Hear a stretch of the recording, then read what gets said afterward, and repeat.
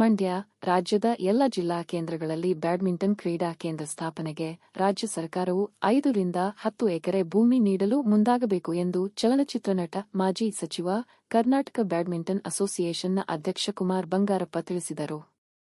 ನಗರದ ಪತ್ರಕರ್ತರ ಭವನದಲ್ಲಿ ನಡೆದ ಸಂವಾದ ಕಾರ್ಯಕ್ರಮದಲ್ಲಿ ಭಾಗವಹಿಸಿ ಅವರು ಮಾತನಾಡಿ, ರಾಜ್ಯದಲ್ಲಿ 9.5 ರಿಂದ 10,000 ಬ್ಯಾಡ್ಮಿಂಟನ್ ಕೋರ್ಟ್ಗಳಿವೆ. ರಾಜ್ಯವು ಉತ್ತಮ ಅಂತಾರಾಷ್ಟ್ರೀಯ ಮಟ್ಟದ ಆಟಗಾರರನ್ನು ಉತ್ಪಾದಿಸುತ್ತಿದೆ. ಭವಿಷ್ಯದಲ್ಲಿ ಒಲಿಂಪಿಕ್ ಕ್ರೀಡೆಯ ಸಲುವಾಗಿ ಬೆಂಗಳೂರಿನಲ್ಲಿ 50 ಎಕರೆ ಭೂಮಿಯನ್ನು ಬ್ಯಾಡ್ಮಿಂಟನ್ ಕ್ರೀಡಾಂಗಣ ನಿರ್ಮಿಸಲು ಒದಗಿಸುವುದಾಗಿ ಹಿಂದಿನ ಮುಖ್ಯಮಂತ್ರಿ ಸಿದ್ದರಾಮಯ್ಯ ಹೇಳಿದ್ದರು. ಈಗಿನ ಸಿಎಂ ಡಿ.ಕೆ. ಶಿವಕುಮಾರ್ ಅವರು ಸ್ಪಂದಿಸುವ ನಿರೀಕ್ಷೆಯಿದೆ ಎಂದು ಭರವಸೆ ವ್ಯಕ್ತಪಡಿಸಿದರು.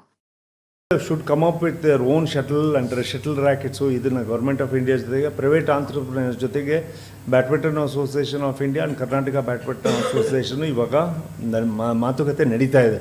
So India should produce the onyx standard shuttles ಅಂತ ಹೇಳಿ ನಮಗೆ ಎಲ್ಲದನ್ನು CSR funds basically CSR funds ನಮಗೆ ಇನ್ಫ್ರಾಸ್ಟ್ರಕ್ಚರಿಗೆ ಕೊಡ್ತದೆ. ಬಟ್ ಟೂರ್ನಮೆಂಟ್ಸಿಗೆಲ್ಲವೂ ಕೂಡ ನಮಗೆ CSR ಫಂಡ್ಸನ್ನು ಬಳಸೋದಕ್ಕಲ್ಲ. ಬಟ್ ಸ್ಪಾನ್ಸರ್ಸ್ ನಮಗೇನು ತೊಂದರೆ ಇಲ್ಲ. ಸ್ಪಾನ್ಸರ್ಸ್ ಇವಾಗ ಡಿಸ್ಟ್ರಿಕ್ಟ್ನಲ್ಲಿ ಇವತ್ತು ನಮಗೆ ಆಲ್ಮೋಸ್ಟು ನಮಗೆ ಕ್ಯಾನ್ಸರ್ ಹಾಸ್ಪಿಟಲ್ ಅವ್ರು ಕೊಟ್ಟಿದ್ದಾರೆ, PSನವ್ರು ಕೊಟ್ಟಿದ್ದಾರೆ. ಆಮೇಲೆ ನಮ್ಮ ಶಾಸಕರು ಎಲ್ಲರೂ ಅವರವ್ರ ಕೈಲಾದಂಥ ಸಹಾಯವನ್ನು ಅವ್ರು ಮಾಡಿದ್ದಾರೆ. ನಮ್ಮ MP ಅವ್ರು ಮಾಡಿದ್ದಾರೆ. ಹಾಂ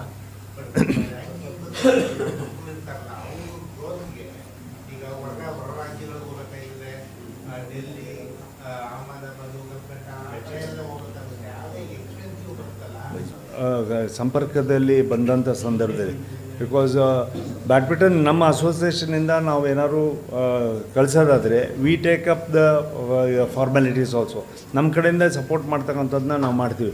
ಬಟ್ ಇಂಡಿವಿಜುವಲ್ ಟೂರ್ನಮೆಂಟ್ಸು ಕೆಲವು ಪ್ರೈವೇಟ್ ಟೂರ್ನಮೆಂಟ್ಸ್ ಇದ್ದಾವೆ, ಕೆಲವು ಲೀಗ್ ಟೂರ್ನಮೆಂಟ್ಸ್ ಇದ್ದಾವೆ, ಕೆಲವು ಇಂಟರ್ನ್ಯಾಷನಲ್ ಅವರೇ ಹೋಗ್ಬಿಟ್ಟು ಅಲ್ಲಿ ಕೋಚಿಂಗು ಮಾಡ್ತಾರೆ, ಪ್ಲೇ ಮತ್ತು ಚಾಂಪಿಯನ್ಶಿಪ್ಪು ಆಡ್ತಾರೆ. ಈ ಥರದ್ದು ಏನಿದ್ದಾವೆ ಅದು ಅವ್ರ ಪರ್ಸ್ನಲ್ ಆಗುತ್ತೆ. ಅದಕ್ಕೆಲ್ಲದಕ್ಕೂ ಕೂಡ ಮಾಡೋಕ್ಕೆ ಹಾಂ ಸೊ ಎಲ್ಲದಕ್ಕೂ ಕೂಡ ಮಾಡೋಕ್ಕಲ್ಲ. ಸೊ ನಮ್ಮ ಚಾಂಪಿಯನ್ಶಿಪ್ ನಮ್ಮ ಬ್ಯಾಡ್ಮಿಂಟನ್ ಅಸೋಸಿಯೇಷನ್ ಅಡಿಯಲ್ಲಿ ಬರ್ತಕ್ಕಂಥದ್ದು ಏನಿದ್ದಾವೆ ದಟ್ ಕಾಸ್ಟು ಮತ್ತು ಅದಕ್ಕೆ ಸಪೋರ್ಟ್ ಏನಿದೆ ನಮ್ಮ we will be supporting them.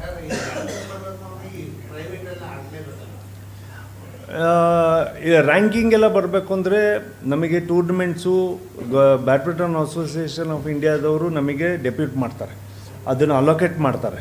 ಆ ಅಲೋಕೇಟ್ ಮಾಡಿದ ರ್ಯಾಂಕಿಂಗ್ಸ್ ಟೂರ್ನಮೆಂಟ್ಸಲ್ಲೇ ಮತ್ತು ಚಾಂಪಿಯನ್ಶಿಪ್ ಟೂರ್ನಮೆಂಟ್ಸಲ್ಲೇ ಆಡಬೇಕೇ ಹೊರತು ನೀವು ಪ್ರೈವೇಟ್ ಲೀಗಲ್ಲಿ ಆಡಿರ್ತಕ್ಕಂಥದ್ದಕ್ಕೆ ಅದಕ್ಕೆ ಸಂಬಂಧ ಬರೋದಿಲ್ಲ.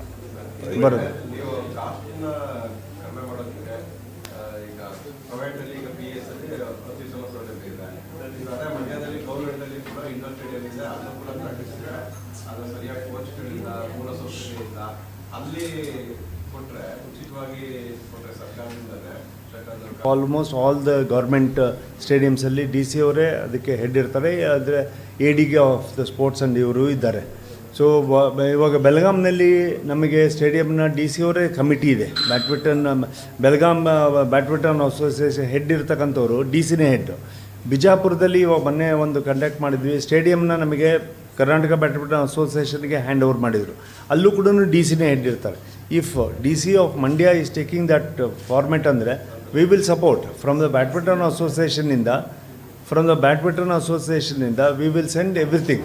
ನಮಗೆ ಕೋಚಸ್ಸು, ಸಮ್ಮರ್ ಕ್ಯಾಂಪ್ಸು ಮತ್ತು ಟ್ರೈನಿಂಗ್ ಆಫ್ ದ ಪ್ಲೇಯರ್ಸು ಮತ್ತು ಫಿಸಿಯೋಸು ಇದೆಲ್ಲದನ್ನು ಕೂಡ ನಾವು ಸಪೋರ್ಟ್ ಮಾಡೋದಕ್ಕೆ ನಾವು ರೆಡಿ ಇದ್ದೀವಿ.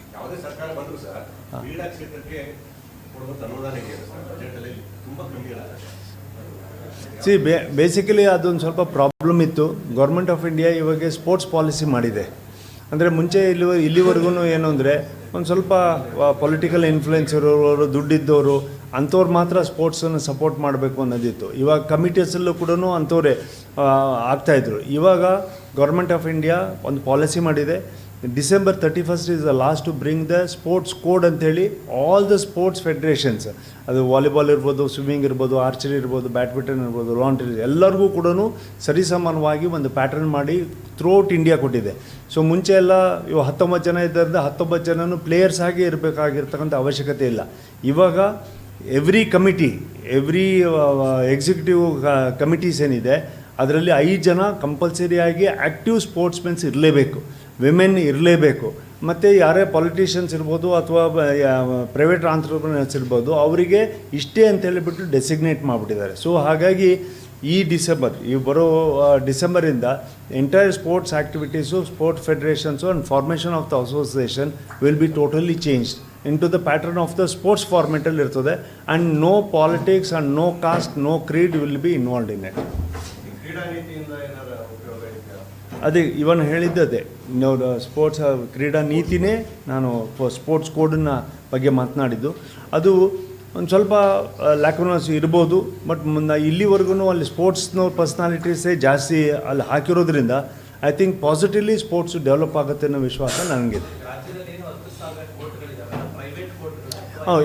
ಎಲ್ಲದೂ ಇದೆ. ಅಂದರೆ ಪ್ರೈವೇಟ್ನವರು ಇದ್ದಾವೆ, ಇನ್ಸ್ಟಿಟ್ಯೂಷನ್ಸ್ ಇದ್ದಾವೆ, ಕೆಲವು ಅಕಾಡೆಮೀಸ್ ಇದ್ದಾವೆ, ಕ್ಲಬ್ಸ್ ಇದ್ದಾವೆ, ಭಾಳಷ್ಟು ಎಲ್ಲದೂ ಇದೆ. ಆಮೇಲೆ ಕೆಲವು ಡಿಸ್ಟ್ರಿಕ್ಟ್ ಕೋರ್ಟ್ಸ್ ಇದ್ದಾವೆ.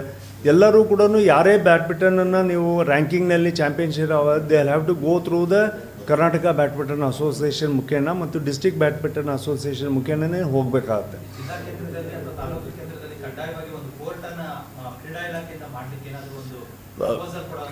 ನಾನು ಅದನ್ನೇ ಮುಂಚಿತವಾಗಿ ನಾನು ಹೇಳಿದೆ. ಇವಾಗ ಬೆಂಗಳೂರಿನಲ್ಲಿ ನಾವು 40 ಎಕರೆನಲ್ಲಿ ಒಲಿಂಪಿಕ್ ಇದನ್ನು ವಿಲೇಜನ್ನು ಮಾಡ್ತಾಯಿದ್ದೀವಿ.